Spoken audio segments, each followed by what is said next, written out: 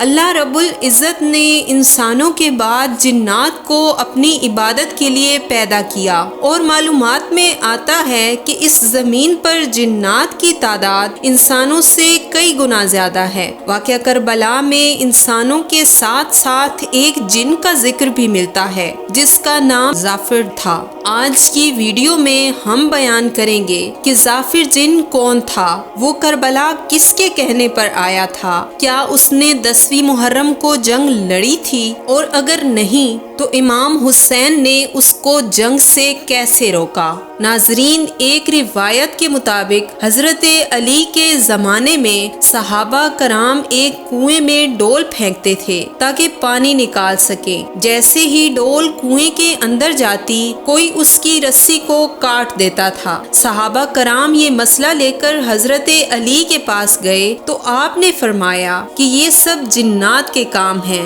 امام علی علیہ السلام اس کنویں کی طرف آئے، ڈول پھینکتے ہوئے جنات سے فرمایا کہ یہ ڈول علی ابن ابی طالب پھینک رہے ہیں، اسی لیے شرارت سے باز آ جاؤ۔ مگر جنات اپنی حرکات سے باز نہ آئے اور انہوں نے حضرت علی کی پھینکی ہوئی ڈول کی رسی بھی کاٹ ڈالی۔ اس واقعے کے نتیجے میں حضرت علی اور جنات کے درمیان جنگ چھڑ گئی، اور اس طرح کئی جنات حضرت علی علیہ السلام کے ہاتھوں مارے گئے۔ روایت کے مطابق اس جنگ میں جنات کا سردار بھی مارا گیا، جبکہ کئی جنات حضرت علی علیہ السلام کے ہاتھوں مسلمان ہو گئے۔ ان مسلمان ہو چکے جنات میں سے ایک کا نام ظافر تھا، جسے حضرت علی علیہ السلام نے باقی جنات کا سردار مقرر کر دیا۔ 10 محرم سن 61 ہجری کو جہاں آل رسول پر ظلم کے پہاڑ توڑے جا رہے تھے، اسی دن یعنی 10 محرم سن 61 ہجری کو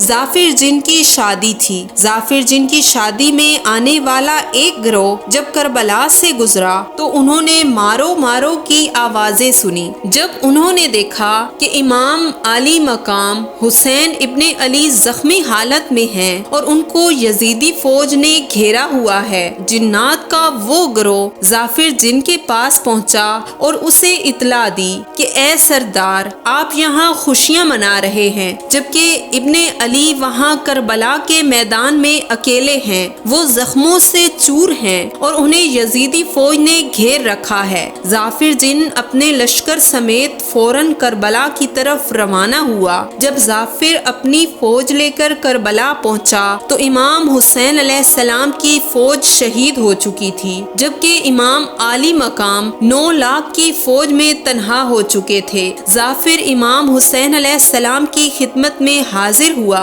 اور عرض کی کہ اے سردار، آپ کا غلام حاضر ہے، آپ حکم دیں، میرے ساتھ میری فوج بھی ہے، میں اس یزیدی فوج کو فنار کر دوں۔ امام حسین علیہ السلام نے فرمایا، نہیں ظافر، میں اپنے نانا محمد صلی اللہ علیہ وآلہ وسلم کی امت کو جنات سے نہیں مروانا چاہتا۔ روایات میں ہے کہ ظافر نے کئی دفعہ امام حسین علیہ السلام سے اجازت چاہی، لیکن آپ نے اجازت نہ دی۔ ظافر واپس چلا جاتا ہے۔ جب ظافر گھر پہنچا تو اس کی حالت دیکھ کر اس کی ماں حیران ہوئی اور اس سے پوچھا، ظافر رو کیوں رہے ہو؟ ظافر نے ماں کو سارا واقعہ بتایا۔ ظافر جن کی ماں نے کہا کہ اگر تم نے حسین ابن علی کی مدد نہ کی تو میں تمہیں آگ کر دوں گی۔ پھر لشکر سمیت ظافر کربلا پہنچا، لیکن اس وقت امام حسین علیہ السلام شہید ہو چکے تھے۔ روایات میں ہے کہ میر انیس، جو کہ اردو ادب میں خدائے سخن مانے جاتے ہیں، لکھنؤ میں بچوں کو دینی تعلیم دیا کرتے تھے۔ ایک روز آپ کی زوجہ کی طبیعت ناساز ہوئی۔ طبیب نے لا علاج مرض کی تشخیص کی اور ایک جڑی بوٹی لانے کو کہا جو کہ کئی میل فاصلے پر موجود تھی۔ اتنے قلیل وقت میں وہ جڑی بوٹی نہیں منگوائی جا سکتی تھی۔ اسی پریشانی میں میں ایک دن آپ اپنے شاگردوں میں موجود تھے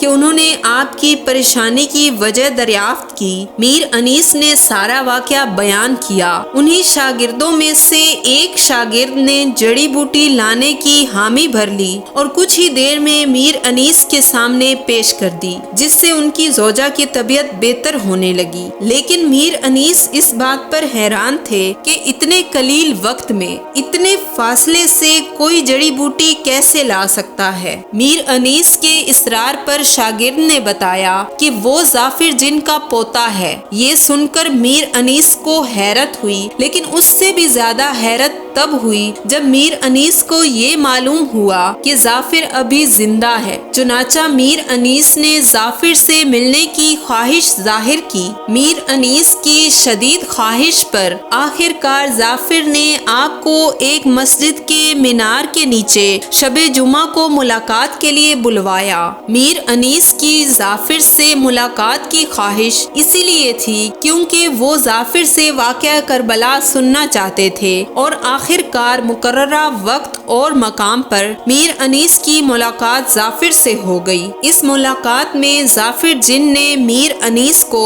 کربلا کا آنکھوں دیکھا حال سنایا، جسے بعد ازاں میر انیس نے اپنے شاگردوں اور مومنین کی سماعتوں کی نظر کیا۔ امید کرتی ہوں ویڈیو آپ کو پسند آئی ہوگی۔ اگر پسند آئی ہے تو اسے لائک، چینل کو سبسکرائب اور شیئر ضرور کیجیے گا۔ اس کے ساتھ ہی مجھے دیجیے اجازت۔ اللہ آپ کا حامی و ناصر ہو۔